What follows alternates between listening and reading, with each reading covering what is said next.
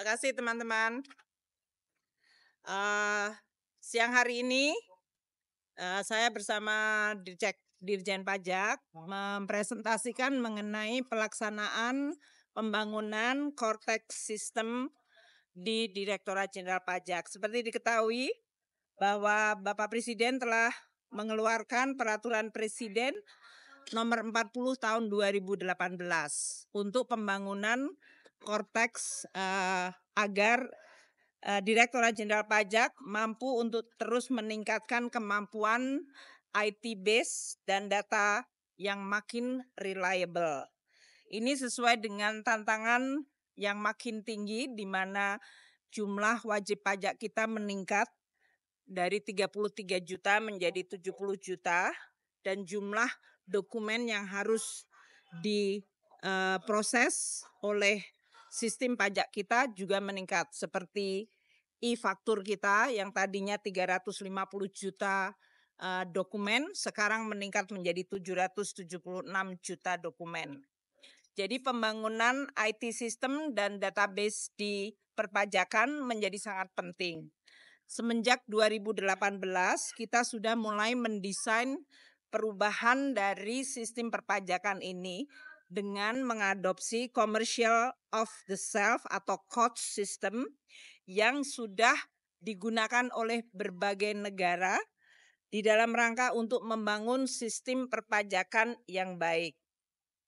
Hari ini kami melaporkan kepada Bapak Presiden mengenai kemajuan dan rencana untuk melakukan soft launching dari Cortex yang diharapkan bisa selesai sampai dengan tahun ini, yaitu sekitar bulan Desember.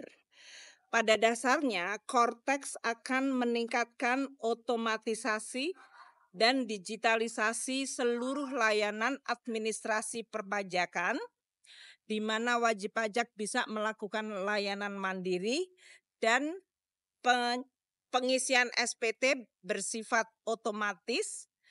Transparansi dari akun wajib pajak akan semakin meningkat, di mana wajib pajak bisa melihat 360 degree review dari seluruh informasi perpajakan mereka.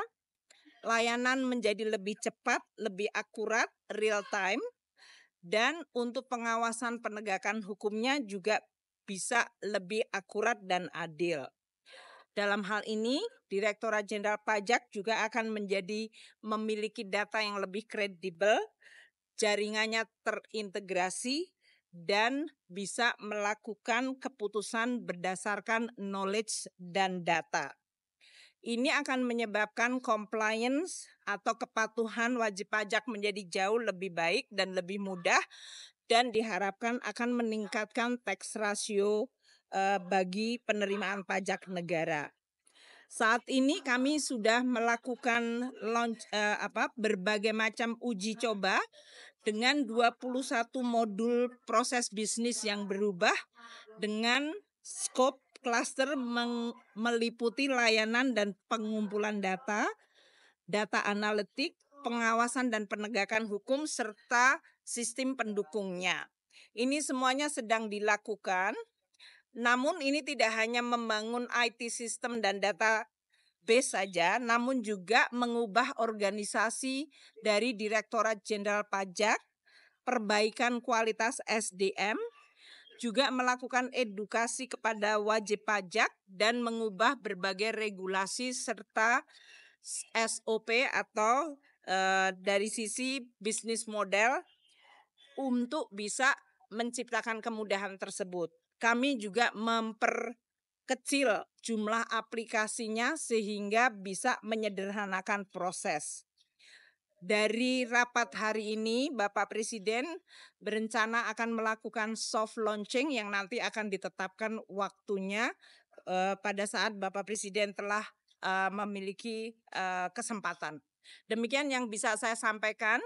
Untuk Cortex ini kami akan terus dan telah dikawal oleh aparat penegak hukum dari mulai proposal hingga procurement dan hingga pembangunannya.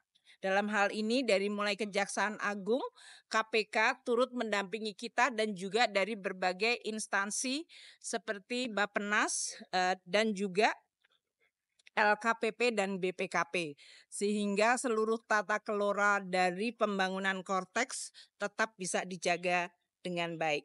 Demikian yang bisa saya sampaikan, terima kasih.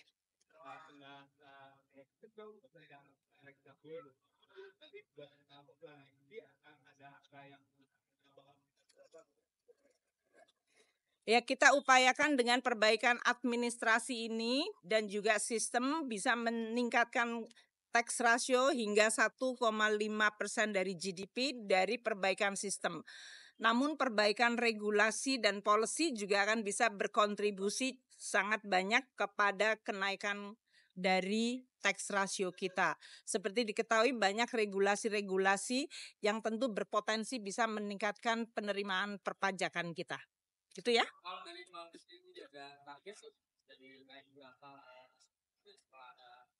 Kalau Bapak tidak, tapi memang menyampaikan bahwa Indonesia harus meningkatkan tax rasionya karena kalau dibandingkan dengan negara-negara lain, negara maju, negara ASEAN, kita perlu untuk meningkatkan. Dan oleh karena itu tadi identifikasi bahwa tax rasio perlu atau bisa ditingkatkan baik dari perbaikan organisasi dan SDM maupun termasuk IT sistemnya dan juga dari sisi compliance serta dari sisi policy dan regulasi. Berbagai studi sudah dilakukan dan menunjukkan bahwa tax ratio yang berasal dari perbaikan organisasi, administrasi maupun IT system bisa memberikan kontribusi hingga 1,5% dari GDP dan dari perbaikan policy maupun regulasi bisa memberikan hingga 3,5% dari GDP. Jadi potensi bisa sekitar 5% dari GDP.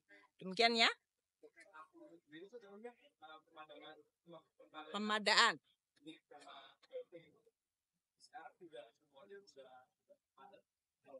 Udah berapa, Pak? 99,5%. 99,5% pemadaan NIK dengan NPWP. Dan kita terus melakukan kampanye untuk bisa 100%. Ya. Oke, terima kasih semuanya. Yuk.